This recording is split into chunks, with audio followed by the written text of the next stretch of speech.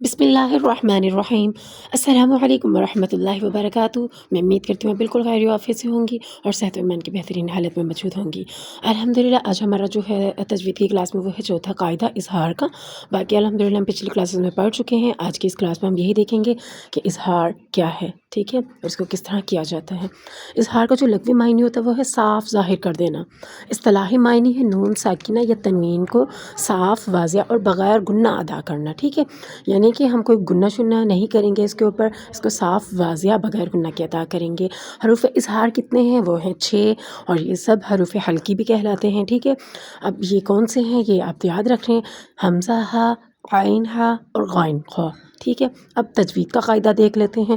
تجوید کا قاعدہ جو ہے وہ ہے اگر نون ساکنہ یا تنوین کے بعد ان میں سے کوئی حرف آ جائے تو اظہار ہوگا۔ کن میں سے؟ اب یہ جو نیچے لکھے ہوئے ہیں حمزہ ہا، عین ہا، غین خا، ٹھیک ہے، ان میں سے اگر کوئی بھی حرف آ جاتا ہے نون ساکنہ یا تنوین کے بعد تو ہم اظہار کریں گے۔ ادائیگی کا طریقہ کیا ہوگا؟ ادائیگی کا طریقہ نون پوری طرح ادا ہوگا، ناک کی آواز گننا نہیں ہوگی، آواز صاف اور الگ ہوگی، ٹھیک ہے، یعنی جو لفظ ہے اس کو ویسا ہی پڑھا جائے گا۔ میں آپ کو تھوڑی مثالیں بھی دکھا دیتی ہوں اس کی آگے جا کر۔ ادائیگی کے طریقے میں 3 چیزیں بتائی گئی ہیں جو کہ آپ نوٹ کریں تو آپ کو محسوس ہوں گی۔ نون پوری طرح ادا ہوگا، ٹھیک ہے، یعنی لفظ پورا ادا ہوگا، ناک کی آواز گننا نہیں ہوگی، یعنی یہاں پر گننا بھی نہیں ہوگا، ٹھیک ہے، اور جو لفظ ہے وہ بالکل صاف ہوگا۔ اب میں آپ کو پڑھ کے دکھاتی ہوں، جیسے کہ من علم، ٹھیک ہے، من آمن، علیم خبیر۔ اگر آپ نے نوٹ کیا ہو تو یہاں پہ کسی بھی لفظ پر میں نے کچھ ایسا گناہ نہیں کیا، ٹھیک ہے، اور جو لفظ تھا اس کی آواز آپ کو صاف واضح ظاہر ہوئی ہے۔ اس کا مطلب ہے کہ یہ مثالیں جو ہیں وہ ہیں اظہار کی، ٹھیک ہے۔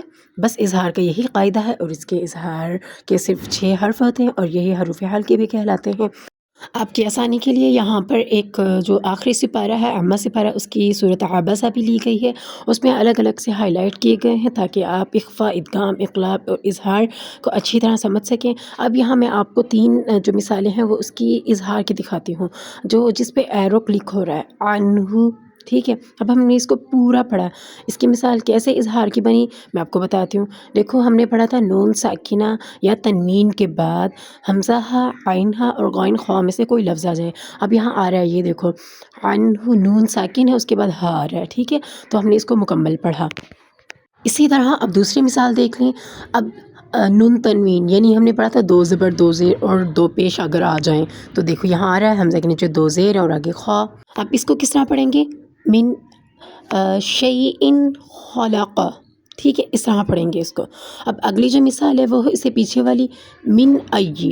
اب من کے اوپر یہ جو ہے وہ نون ساکن، اس کے بعد حمزہ، ٹھیک ہے، یہ کیا ہوا؟ من ای شیء خلق، ٹھیک ہے۔ اب یہ تینوں مثال اس طرح سے مکمل ہوئی۔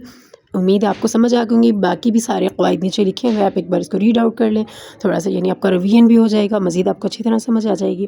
اگر کوئی سوال ہو تو مجھ سے کامنٹ میں پوچھ لیجیے گا۔